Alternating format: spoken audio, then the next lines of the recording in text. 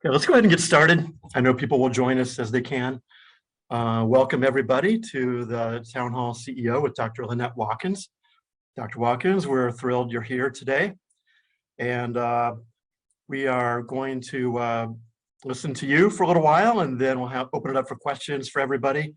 And if you do have questions, you're welcome to put those in chat or the Q&A function.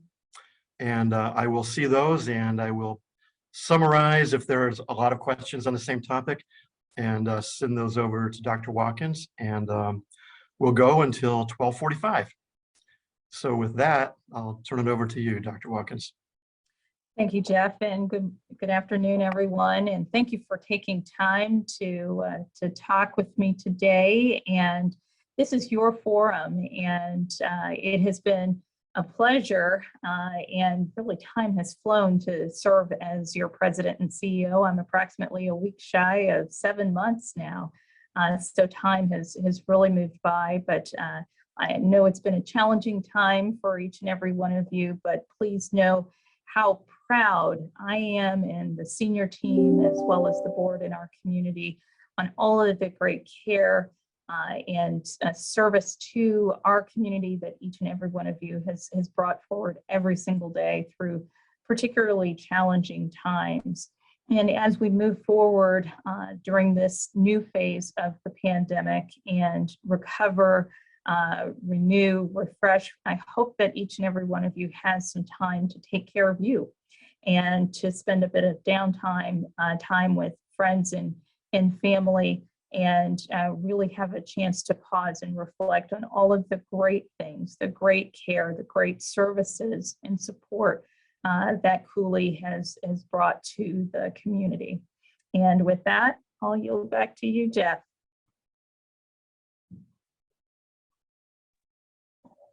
Thank you. So the theme for today, if you've read CNN, you noticed that it kind of had a workplace related theme. But if you have a question that isn't workplace related, by all means, bring it on. Dr. Watkins wants to hear any of your questions and respond to those. And I did hear from a few people, a few employees, so I do have a few questions to get us started. But again, just remind everybody, please go ahead and ask anything that's on your mind.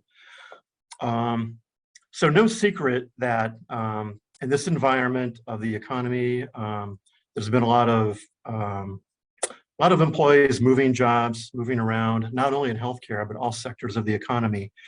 And even though Cooley Dickinson is doing a pretty good job at bringing new staff in, we're not doing as great at retaining people that we have. Even though I did notice there is a slight improvement from the first quarter to the second quarter, which is great. Can you tell us what Cooley Dickinson is doing to retain staff? Absolutely, Jeff. And workforce is top of mind for me and for the organization.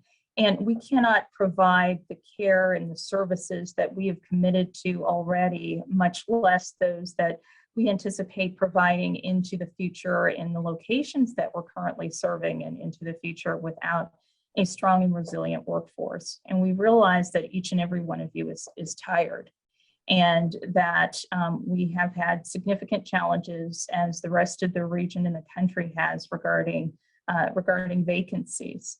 And to that end, we focused really on 4 key areas: recruitment, of course, retention, organizational development, and of course, succession planning, really identifying and supporting leaders now and into the future. We've identified that particularly those that have been here fewer than 5 years, those years 1, 2, 3, and 4, are particularly moving around, and that we're having some challenges retaining. But we also realize that there are opportunities across the board.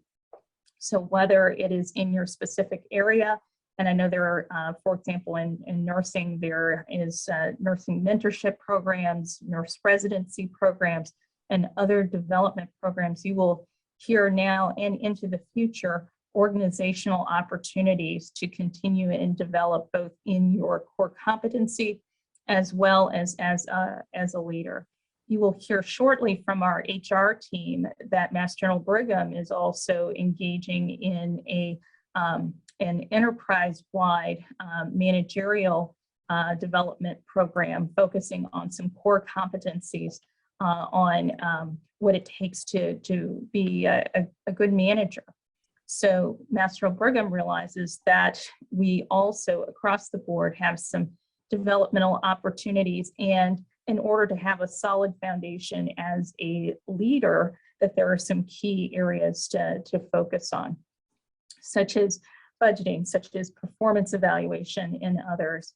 And studies have shown that often that colleagues leave not necessarily because of pay, although that always factors in, but because of the environment that they're working in and the support, particularly of their leader or manager. So there's going to be and continue to be a lot of focus on leadership development, but also opportunities for each and every individual to train. We are also addressing whether in partnership with our union partners or other avenues, and Mass General Brigham has been very instrumental in this in regards to pay across job codes and across different disciplines.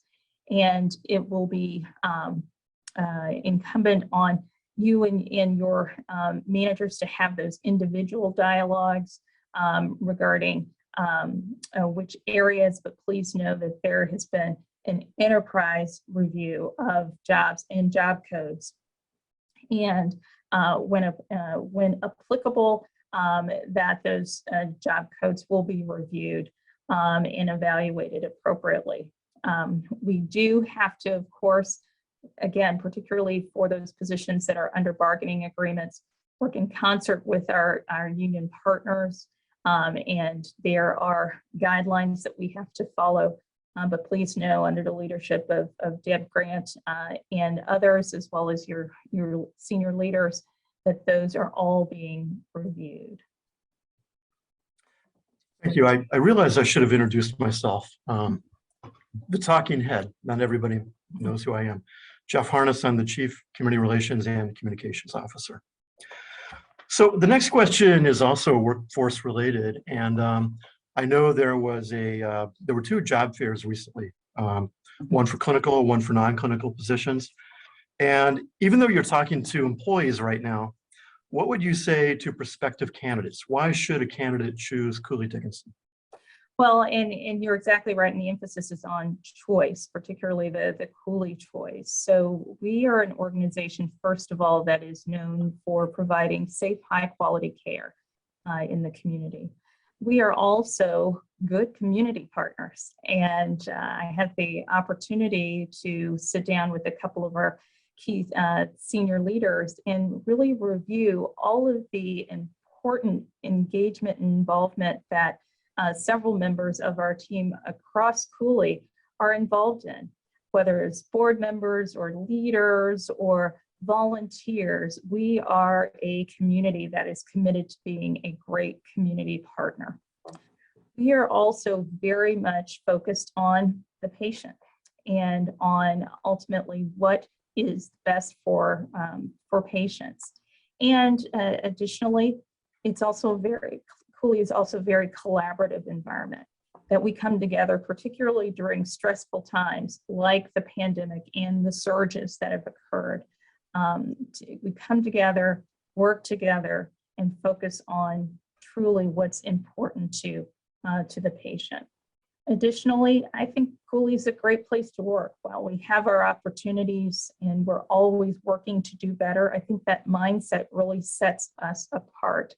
That while we may not be there yet, we're constantly focused on engaging and re-engaging our staff, our medical staff, our leaders, in really taking care of the patient and taking care of each other.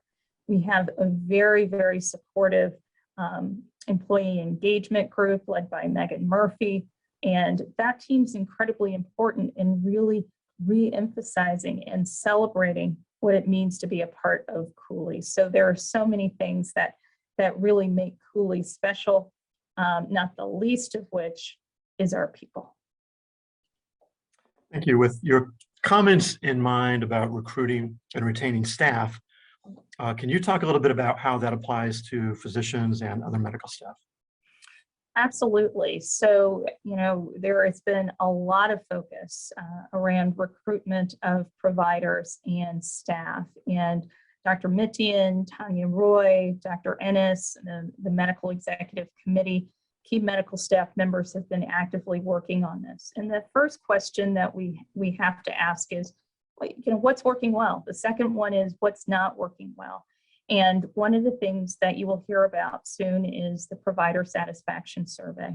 We have to ask the questions in order to get the feedback to do better. But we can't identify where our opportunities are if we don't look for them. Additionally, and this is across the board, and one area that we've identified as a focus for improvement is in our orientation process. So whether it's our medical staff and provider staff, or our employee staff or our leader staff, Deb Grant and Dr. Mitian are working very hard on addressing staff and employee orientation, as well as medical staff and provider orientation. It's important to know, some of the basic things, where the cafeteria is, where the restrooms are, having a map, knowing where to get your badge, and having that be a very seamless process. And then getting to know key people in order to be able to make the work as easy as possible. That orientation process, that welcome is incredibly important and is a part of who we are. I'm going to switch gears a little bit. One of the questions that came to me during the week when we were promoting this on Cooley News Now, we offered people the opportunity to submit questions ahead of time.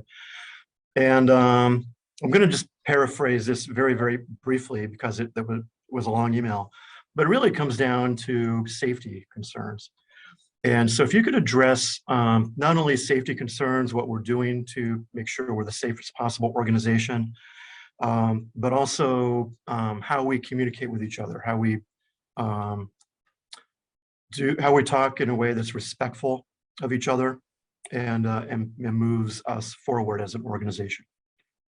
So patient safety is at the core of what we do. And to be a high reliability organization is to never settle for being good enough. There's always opportunity to be more and do more and provide more. And in the quest for patient safety, we realize that there are events, even events, what we call never events that occur. We have to learn from those lessons and be able to communicate and cascade that best practice. That is one area, candidly, that while we've had a lot of success, we can always do better on. And this organization has a history of taking great care of patients, as evidenced by past performance on star ratings from CMS, as well as Leapfrog. But we realize we can do more. We have a very robust quality and patient safety team that investigates every incident, and that's why the reporting is also important too through MIDAS, because we don't know and can't address issues if they're not reported and escalated up. There is a very detailed process that includes looking at processes, infrastructure, as well as different disciplines. And Dr. Mitian and Angela Belmont, along with Brian Wilson and Elise Titus, they are your team that really drives a lot of the process for quality and patient safety. But it takes all of us. It takes every single one of us to take great care of patients. There's a saying that goes, see it, say it, and speak it. It's important to do that. If you see something, say something, let your team know, let your supervisor know, because this is our house. We want everyone that comes here to be safe. Remember, the key tenets of quality and what the patient ultimately is asking for is to help me, provide great quality care, don't hurt me, safe care, and be nice to me. And that's the patient experience. Help me, don't hurt me, be nice to me. And when there are issues, there are events, there is a process. We realize we need to communicate that a little bit more transparently, and we will continue to do that. But this is really something where it takes a village, even if it's especially if it's being proactive versus reactive. That's incredibly, incredibly important. Ron, I know that you and everyone on the senior team is always available to any staff who has a safety concern they'd like to talk about, in addition to all the ways that you just talked about, communicating those. Seems like it would be a good opportunity to comment on the culture of safety survey, which we're going to announce next week, but it's only a few days away, so we might as well jump the gun and say a few words about it now. Absolutely. So the culture of safety is incredibly important, and it's really your feedback to us on how we as an organization are doing when it comes to promoting patient safety in the organization, well, whether it's communication, escalation, and there are a whole host of questions that accompany the culture of safety survey. It's important to know, do we have the processes in place? Do we have the communication in place? Do you feel comfortable escalating a concern? Do you feel as though you are heard? We want to know what's working well, what's not working well, and what we can do better. Most importantly, it's important for you to respond. And that's the most helpful information. I mentioned this before with the provider satisfaction survey, mentioning it again with the culture of safety survey. We won't be able to respond and take care of any issues if we don't know what the issues are or if there's an issue. Before I read the next question, let me remind everybody, if you do have a question, you can use the Q&A function at the bottom of your screen, type in your question, and only I can see it. Am I correct on that, Michael? It's only me. Yep, I'm the only one who can see it, and I won't tell anyone who it's from. So go ahead and type your questions in there. I do see one now, so let me open that up. So speaking of the culture of safety, Dr. Watkins, the question is if you could please comment on the status of the Mass General Brigham Safety Survey that was done several months ago. If the question is in regards to the visit from Bonnie Michaelman, I just want to want clarity around that. So let's give the person asking the question a second. Yes, that's correct. Okay, yes. All righty, thank you. So yes, that's a great question. And as everyone knows, Cooley Dickinson, and this is unfortunately not unusual to us, but we're seeing it across the region and across the country. It has been dealing with workplace violence in the areas that we provide care. And to that end, we did enlist the NGB Executive Director of Safety and Security, Bonnie Michaelman, to really do an assessment of our facility as well as our policies, procedures, and interview our key staff members throughout the house. She did provide an initial assessment as well as some subsequent notes that we are actually putting together in a work plan. And there are multiple elements of this plan, and you will hear about it in multiple forums, but I can give you a preview. The first is that we really need to address our overall security footprint. We are the only facility within Mass General Brigham that currently contracts out at this point, and the recommendation was to bring that in-house. I realized that that was done in the past, and that will take some time to transition. And also, Bonnie is working with us to reevaluate our security staffing, particularly in those high-risk areas such as the ED and psychiatry, for example. We also need to be mindful of our, and I call them outbuildings, but our ambulatory facilities and other off-campus sites, and understand where we have opportunities there as well. Realizing that Brian Rust and his team have done a great job, there's also opportunity to deepen the leadership bench, and so Bonnie has made some recommendations there as well. So we are working through that also. Additionally, there's a focus on training, and I know most have gone through the MOAB training. There's actually something else called Evade, which is supposed to be even more robust. And Bonnie is working with our team on obtaining that as well. And then finally, assessing the physical plant, particularly as we are renovating the ED, but also other areas. And she has made some recommendations regarding hardening some of our facilities. I won't go into great detail there, but making sure that our physical infrastructure is where we need it to be to address, unfortunately, the sign of the times, which is that we are seeing patients who are sicker, who often have mixed or dual diagnoses. And unfortunately, we're seeing an edge in the population as well that's tired, that's lacking resilience, that has a whole host of issues, and is a bit edgier than in the past. So those are the key areas, really addressing the staffing, training, hardening of the facilities, and broadening our leadership bench. Thanks. Our next question is about a nurse. I believe she was in Tennessee and she made an error and the patient died. So with that context, the question is, nationally, both student nurses and practicing nurses are expressing concern about being in the profession after the criminal conviction of the nurse who made the fatal medication error. What are we, if we're doing anything at Cooley Dickinson, what are we doing to address that with our staff? So we are committed to a just culture. And we are committed to a culture of safety, which also includes identifying that there are going to be errors. There's going to be, and distinguishing that from at-risk behavior and reckless behavior.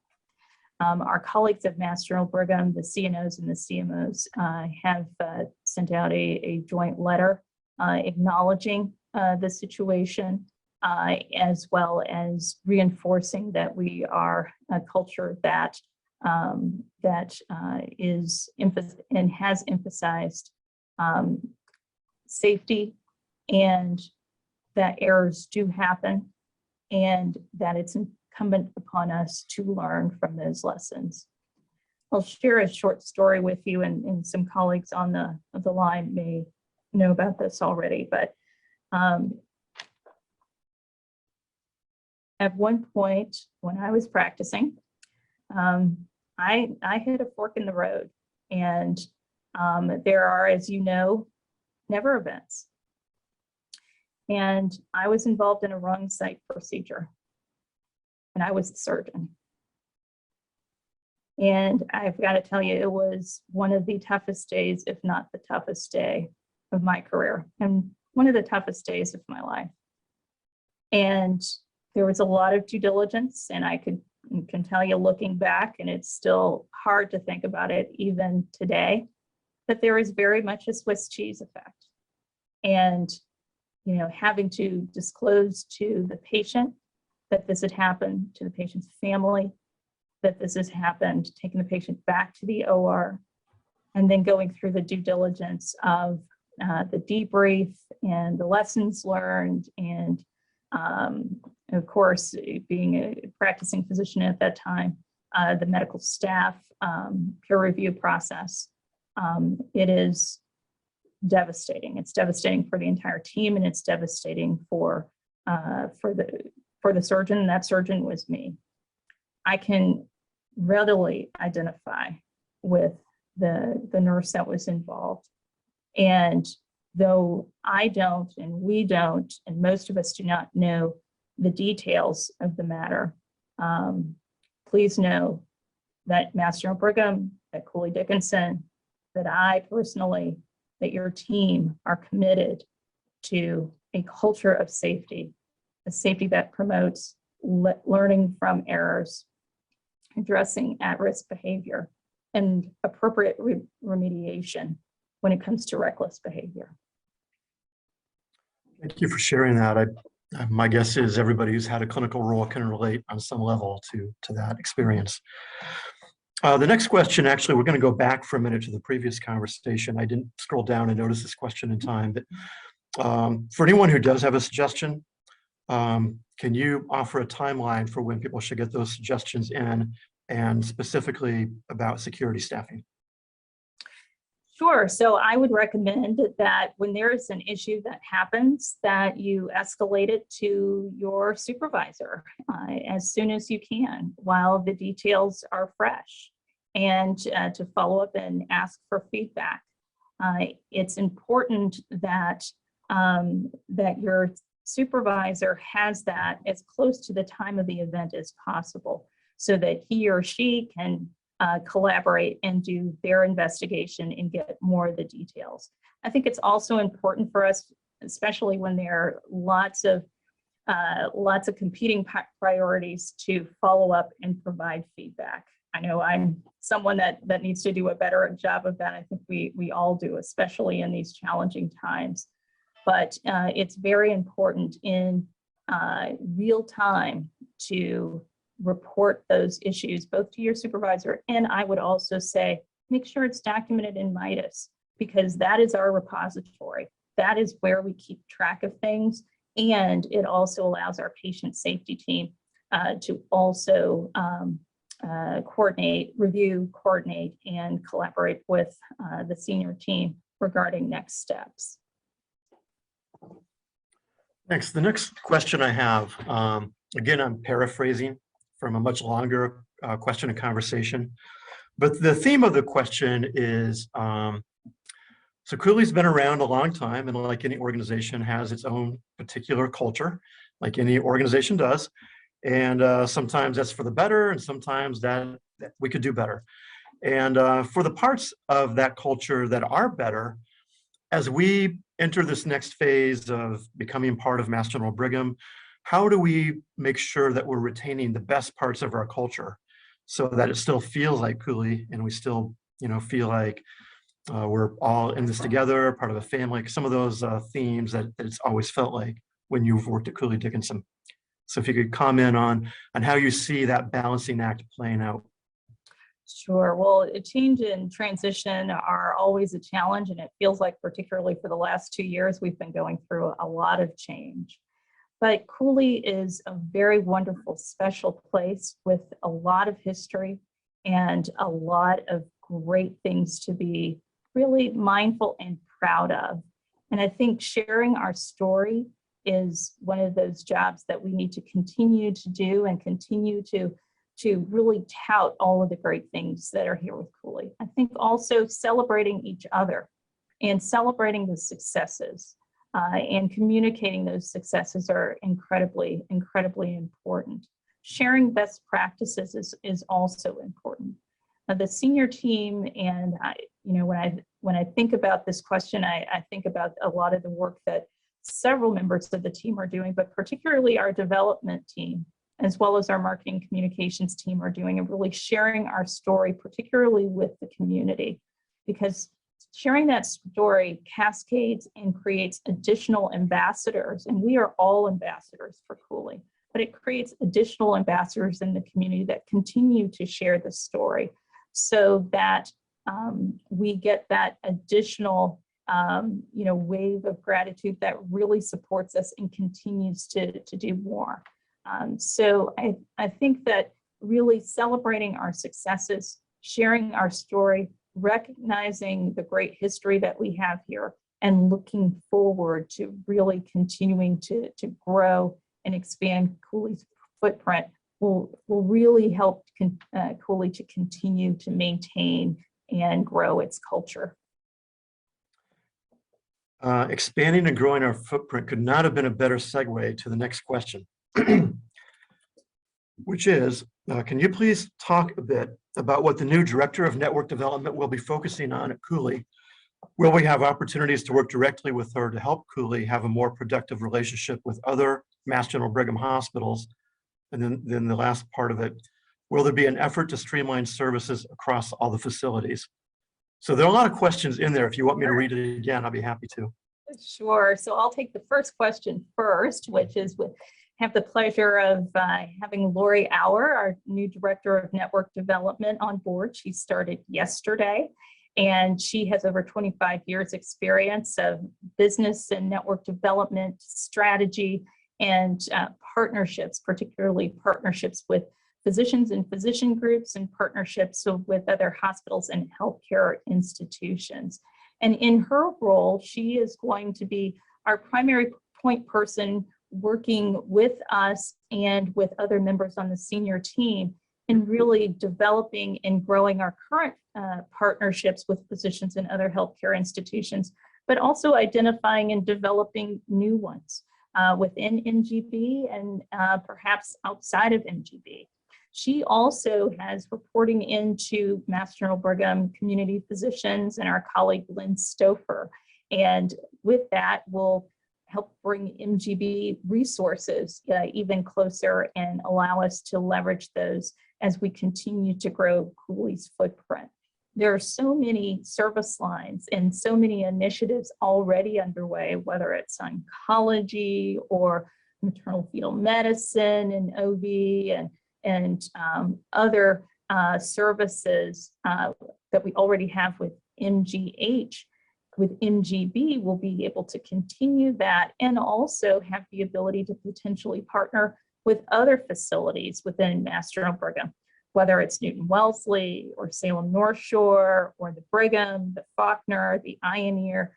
There are a whole host of opportunities that Lori, as the lead working in partnership with other senior team members, will be able to drive. So in answer to the last question, the short answer is yes. And I think that other hospitals across the country, other systems like ours across the country, are envious of the resources and the partnership that we have with the world-class institutions such as Mass General Brigham. It's incumbent on us to utilize it, and we will. And Lori's a key part of that plan.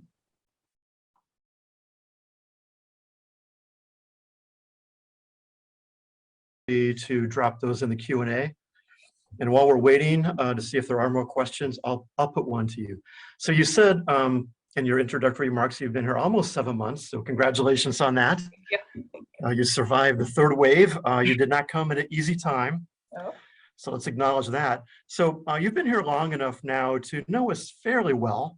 In fact, my observation is you have just jumped right in. So you probably know us quite well. What would you characterize as Cooley's biggest strength and our biggest challenge? So I think our biggest strength is our people. We are the secret sauce. We are the secret weapon. We are what makes Cooley great. And our commitment to safe, high quality patient care, to collaboration across disciplines, to innovation, and to really giving back and serving the community. All of these are hallmarks of who Cooley is and what we as a team are for. The community partnership is really second to none. Where's our opportunity? There are multiple opportunities, but I think that the biggest one that we all face is managing change.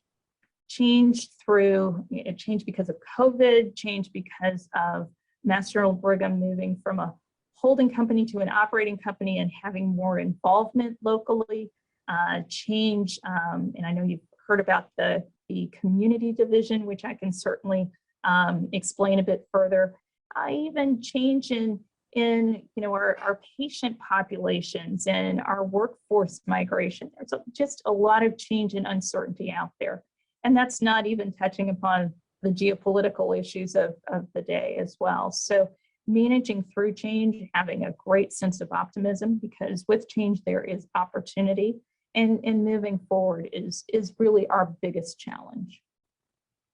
A friend of mine a long time ago said something about change that has stuck with me because I think it's so true. Use an analogy of swimming, and it's hard to let go of the edge of the pool if, number one, you don't know how to swim, and number two, you're not really sure where the other edge is. So with that visual in mind, can you go ahead and talk a little bit about the community division? So in other words, what's the vision? Where are we going? And what tools do you think people will have access to get to the other side of the pool, metaphorically?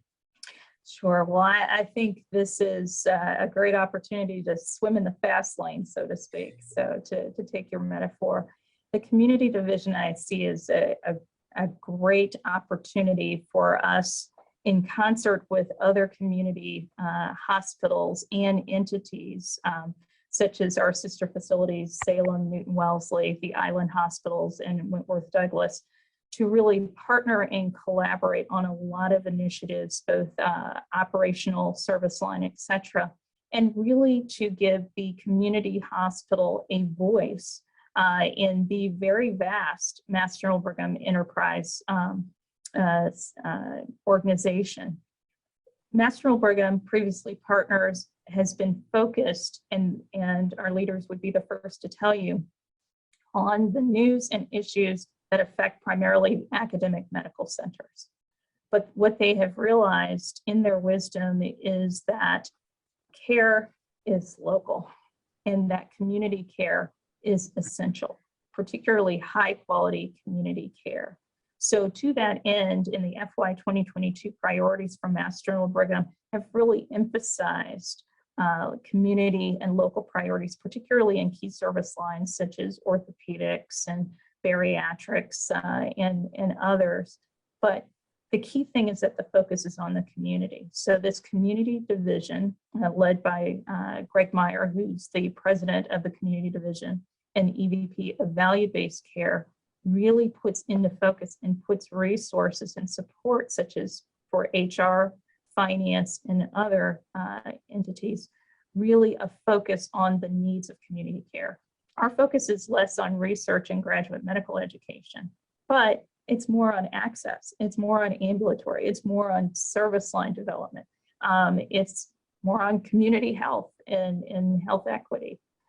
That's not to say that the AMCs aren't very much involved with that, but that is bread and butter to who we are and what we do as community facilities. And a lot of our initiatives are areas of focus, how we work, how we staff, what our challenges are often very different from the AMC. So this is very positive. Some people may have read in the newspaper or seen on the news that there is a report, a federal report that calls for changes to the VA medical center system, and in fact calls for 3 facilities to close, including our very own local one in Leeds. I know there's a lot of discussions and process before any decisions are made, but can you please comment on how you see Cooley's role in that process and what impact you think it would have on us if the VA were to close? Sure. Thank you, Jeff. And actually, Jeff and I had the opportunity of meeting with the chief medical officer, chief nursing officer, the site director, who's the chief executive officer, as well as the chief operating officer at the Northampton VA at Leeds. Once this reporting came out from the government. And please know that this timeline appears to be long, that there is still a lot of deliberation. There has not been a final decision that has been made yet, but the recommendation is definitely there, with the understanding that if the VA were to close, that veterans in this area would be seeking care in Springfield south into Connecticut, primarily Newington, Connecticut. And what this a particular concern is really mental health and mental health access, as well as other access to care, particularly medical clearance for those who have dual diagnoses that Cooley does provide. We have communicated that we stand ready to support no matter the scenario. And we are, and you've heard me say this ad nauseum, but it's important to emphasize, we are open to all, so that no matter who you are, where you come from, what your background is, or who you love, that we are open and we're here to take care of you.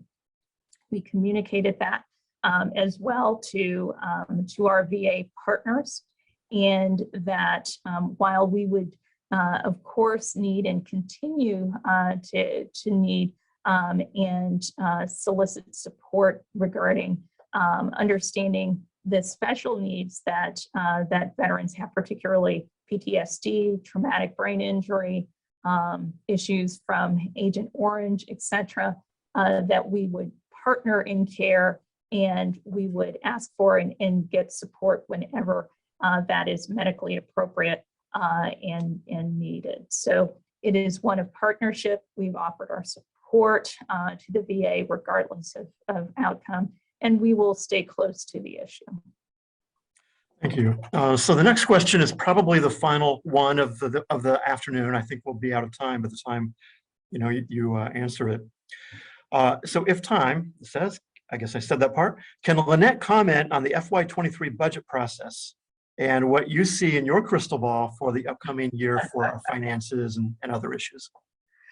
Well, thank you. And first of all, I should say, although this is the first time I had the pleasure of working with you and the team on the budget, it has not been the first time that I've worked on and been involved in the budget. And I have to say that the budget process here at Cooley is second to none. It is exceedingly well organized, and it provides a lot of opportunity at multiple levels for input. My ask of each one of you is that please provide that input. We need that in order to accurately forecast the remainder of FY 2022 and rolling into FY 23.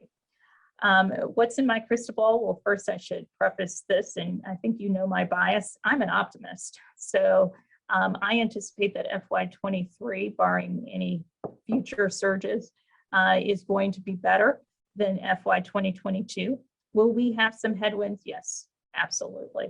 Will we still have issues regarding staffing challenges and vacancies? Yes, and I think FY 23, just like in FY 2022, addressing staffing, overtime, shift bonuses, the expense of labor is really what's going to determine our performance for the remainder of FY 2022 and into 2023. So with that, and I think we've come full circle with our discussion, it all comes down to workforce, recruitment, retention, organizational development, and succession planning. I think particularly with the addition of new colleagues, with our strategic plan that will be ready by the end of June, early July, and with a lot of work that a lot of great folks have done, that we will be well positioned for growth, but we can't execute on that without a great workforce. So I am bullish. I am also very much cautiously optimistic that things will continue to get better in FY 2022. I believe in our workforce. I believe in every single one of you and what you can do and what you have done and what you've offered to this community and to Cooley. And most of all, I want to thank you for everything you're doing. It's a pleasure, and I'm extremely proud to work for you. Well, thank you so much for being here. And I'd like to thank everybody who submitted questions either today or before the town hall. Also, I want to say thanks to Michael Rayoum from Information Systems and also his colleagues and everybody who helped behind the scenes just to make sure we were set up properly.